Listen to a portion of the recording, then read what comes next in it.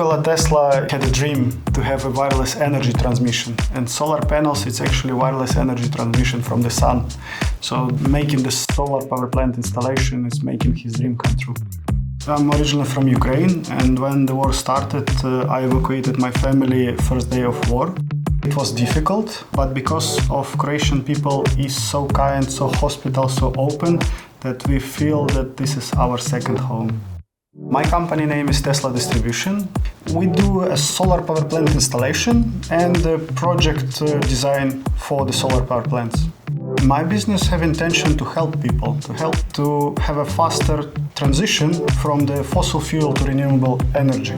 I have 7 employees, and all of my employees are from Ukraine.